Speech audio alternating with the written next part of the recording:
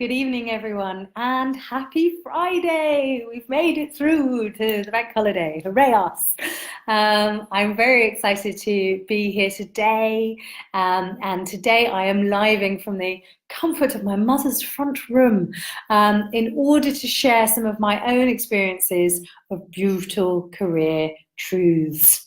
So we have a new blog out on ericasosner.com entitled just that, the 10 brutal career truths that nobody really wants to tell you.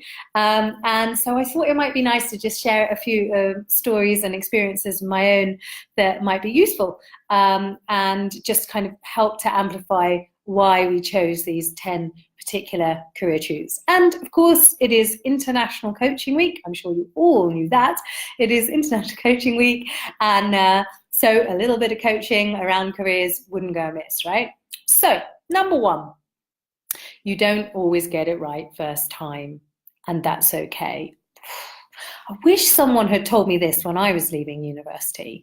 I left university and joined a civil service fast stream, very prestigious graduate program that I was convinced that I wouldn't get into. And then when I did get into, I discovered I had no alternative plan, but already knew that it probably wasn't going to suit me for a variety of reasons that had become clear over the recruitment process. And I'm quite often on Quora, chatting away with different people around their careers, and the amount of times that I see someone say, I'm 25 years old, is it too late for me to change career direction? And that just always makes me smile because, been there and done that. So I joined the fast stream, which was an extremely valuable and interesting experience. I met some great people. I learnt some really great things. I got to see how Westminster worked, which was a little bit scarring, but very interesting, and be involved in all sorts of interesting areas of work. But fundamentally, the environment wasn't really a fit for me. It was a bit too slow, a bit too diplomatic. Well, let me say, I wasn't diplomatic enough and was a bit too pacey to fit in well with the environment. And I really didn't know how to read the fact that I was headhunted in my first few weeks and invited to join a leadership consultancy, which a couple of years later I did then call back and take the offer. But there was a real sort of judgment around, how have I managed to mess this up? And I was on this graduate scheme that should have worked out. I should have been in that career for life and really enjoyed it. There was a lot of shoulding going on. So our first career truth is that everyone has a dud at some point. It might be at the beginning, the middle, or later on in your career, and that is okay. It doesn't mean that you can't change direction. It doesn't mean that you personally are a failure and will end up getting eaten by cats and having no friends. It doesn't mean any of those things. All it means is that you are having a chance to have an experiment. You put your toe in the water of the world of work, and through experience and experiment, you discovered which bits worked for you and which bits didn't. So if you're someone who recently has come out of what felt like a dud role, or has taken a role that you then realized was not a fit, here's an invitation. Take a bit of an inventory. Which elements of the work that you were doing in this role did suit you? What elements of the culture or the environment or the values that drove that organisation did feel in alignment with you? For example, in the civil service, I loved working towards a safe, just and tolerant society. I loved being part of a public sector and an infrastructure that was doing something really worthwhile. I loved the topics that we were covering. I loved the opportunity to interact with the public. I loved the opportunity to explain ideas and the privilege to do research and to respond to people's consultations and their individual concerns about the topics I was addressing. So even though it wasn't right for me, you may well find that for you, there were lots of things like that were really useful and valuable for you. So take the inventory for the positives, and then for the things that you would have liked to be different. Which things did you find frustrating, difficult, taxing, not really a good fit for you? Can you be really specific about that? Because all of that insight is going to be useful for you in making further decisions within your career and working life. So that's number one. Number two, culture matters. Now, this sort of follows on from the first thing. But the fact is, I really didn't give much consideration when I was choosing the role. I was mainly focused on what kind of knowledge might I acquire. Does the work sound interesting? Does it align with my principles? But I didn't really give that much thought to the kind of environment, the working environment that I was going to be in. And I frequently tell this story about finding myself in the middle of the road with the Home Office on one side and this very grey concrete building, and people looking fairly depressed as they headed in and out of it, and sort of quite stern and formally dressed. And then across the road, this lovely classy glass building with lots of people wearing leisure wear and bouncing up and down, really enjoying themselves, and these external lifts and lots of umbrellas in reception. And this was the Channel 4 building. And I had this realization that, wow, I've put myself on the wrong side of the road. I'm too creative a person, too sort of unconventional to really do well in an environment that's more formal and structured and serious, as it should be, as government should be.